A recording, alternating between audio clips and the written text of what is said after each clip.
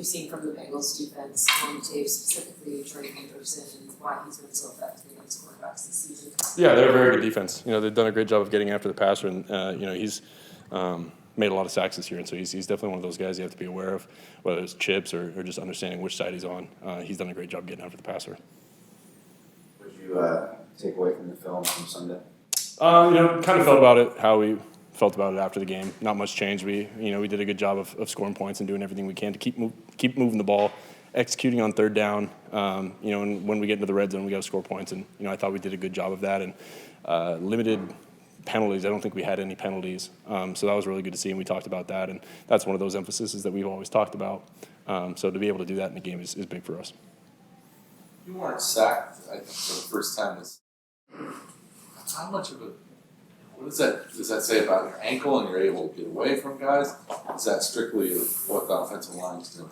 Yeah, I think it's a little bit of both. I thought the offensive line did a great job, and it starts with Coach Dev putting together a great protection plan. We knew how good their front seven was, and it talks about our week of practice, our week of preparation, and those guys did a great job of picking it up, talking about it, communicating, and applying that to the game. And so whenever we're able to do that, we're going to limit those big negative plays, and we'll keep in front of the chains and have a good shot of converting on third downs.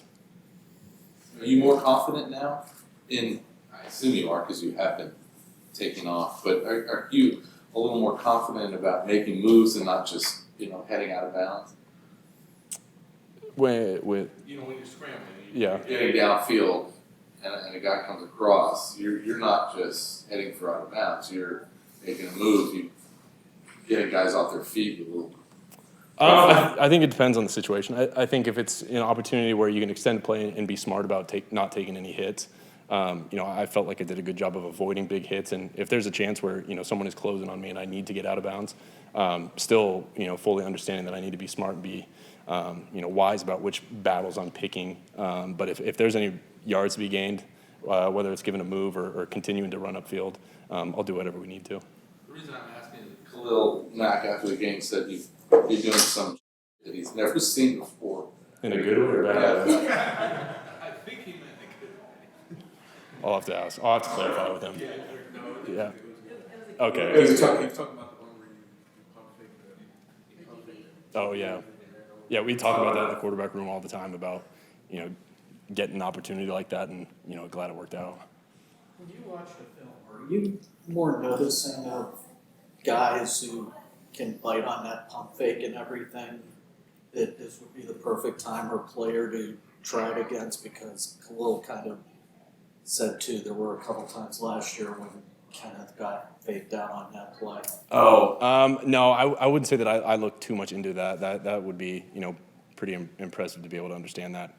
I think it's just a situation where it's a feel thing, and you go out there and you're trying to make a play, and you recognize where the defender is, and you just want to break his leverage, and understand that where he is in comparison to where you want to go. And I felt like I was on the move, still close to the line of scrimmage, so a pump fake doesn't seem that unrealistic. It's just one of those things where you make a play, you react quickly, and hope it goes your way. The fourth down touchdown run was supposed to be to the edge, Mm-hmm. right? So what did you see on that play that led you to cut it back as opposed to following the path of the play design? Yeah, one of the guys that we were supposed to block just ran upfield, so I couldn't get around him, and so I had to cut back. And sometimes, those are those cutback plays where everyone's flowing downfield, and you're just riding the wave of, right behind those guys. And, I thought the offensive line did a great job of pushing those guys upfield, making everyone run, and giving me that cutback lane.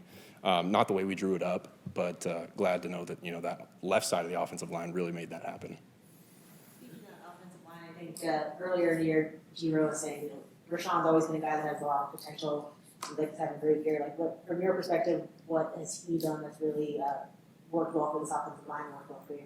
Yeah, one of the great things about Rashawn is you never have to worry about him. You're just going to know that the left side's good. He's got it figured out, and there are even times in the past where we're chipping and helping protection with a running back or a tight end, and he'll call it off. And that's just how much confidence he has and how good he is because he can handle it. And I think that's always an important thing about playing tackle is you're at your best when you're not worried about it. And so those guys have done such a great job. Him and Joe as well. But Rashawn is so sturdy, and he's done such a great job of just taking over that left side, communicating, and really becoming a leader on this team. Your passing yards per game have doubled since the bye. Is it just because the ankle's healthy, or is there anything that you can pinpoint as to why you're having more success since the bye? I think it's just staying patient and understanding that it's a new system and we're all figuring it out. And I think learning a new offense takes longer. And so we've done our best to apply as much as we can as we've learned in OTAs and in camp, but it doesn't really start until you're out in games. And so there were times where I missed practice with an injury, missed some time with the ankle. But I think it's all about just getting a feel for each other, having that comfortability, and understanding that we're still working together. How much has your relationship with Quentin changed from last year to this year, if any, and how has it progressed? I wouldn't say it's changed any. I think that him and I were very close last year, and I've just really enjoyed watching him play this year, and how much fun he's had. I think he's in a completely different spot, and he's just going out there playing fast and confident. And I think Coach Sanjay has done such a great job with him. And Q has always been very impressive to watch, very physical, very aggressive, and super athletic. And so my job is just to get him the ball, and I think he's really just having fun with it. As far as limiting turnovers, done a good job of that this year. Only one interception. Just how much of that is a skill that you have honed, throughout your time playing quarterback? Yeah, I think it's definitely one of the most important things about playing quarterback. It's something that we talk about every single day of ball security and understanding, being smart in the pocket, and limiting those dangerous throws late over the middle. And that's where most of them happen, is where you're scrambling around and you're trying to make something happen, and you don't see a guy over the middle. And so I think being smart, playing him in rhythm, and understanding that we got a bunch of guys that go make plays. And I kind of talk about it with Ladd all the time, where he comes back at such a great angle that he hardly ever gets undercut. And so to have guys like that are so, they have that thought on their mindset, it makes my job a lot easier. Do you look at one pick and say, like, I'm doing a great job, or do you look at it and say, like, there's always going to be a component of luck to it? Like the throw to Simeon in the Cleveland game, where it goes off his hands. Yeah. Like that's a throw in the middle that could have been picked. Like it changes the total number of interceptions. Do you look at the total and say one pick, I'm doing a good job, or are you more focused on like what's actually happening on the film? And, okay, I made a good decision here, bad decision. I think you take a look at each play as you watch it during film, and you say, what, we put the ball in harm's way this play, or even you can have picks where it bounces off a guy's hands, or crazy things happen where it gets tipped and things like that, and it's not really your fault throwing into double coverage like that. So it's all about each play, and there are times where we fumble or we recover the ball back, and recovering a fumble is just as bad as fumbling it in the first place. And so you just don't have that turnover. But I think there are always things that you can look at on the film and kind of judge it that way. Before this offseason, because I know everybody talks about the fourth quarter finisher drills and everything, but you ever done any work with bricks, like with Sanjay and the papers and everything before they came here? Not before, no. So that was our first time, especially during camp. I think it was to work on their grip strength. Just important for catching passes, and the quarterbacks being competitors wanted to join it and go over there and hang out with them. So we ended up going over there, and it kind of became a fun challenge. So I would assume maybe Coach Harbaugh told that story. About you with The bricks. Yeah, and then end of half, like being able to hold on to Yeah. the ball. He said that you told him it was because of the holding the bricks. Yeah, I might have been halfway joking, but it was a good story though. I mean, how much has it helped your grip strength? Yeah, I think it is important. I think that being a quarterback, throwing and catching the ball, I feel like I've always had pretty good grip strength. So I was able to kind of go over there and beat up on the receivers a little bit. So we'll keep working at that. But no, it's a fun opportunity to go out there and compete, and that's something we did all the time in OTA. So I'm glad it carried over. How much do you?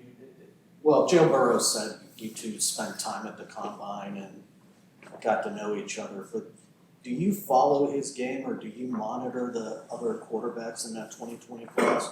I would say maybe when we're watching, defenses that they're going up against. So if we're playing, for example, if we were to play Philadelphia and Cincinnati's played them or Miami's played them, we'd watch them that way.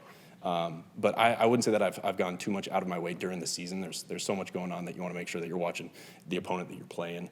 But any chance we get to watch those guys, I always root for him. Got a lot of respect for him, and like you said, met him at the combine, and he's a great guy, and nothing but respect for him. From when you've seen him go against opposing defenses, what have you seen or liked about his game?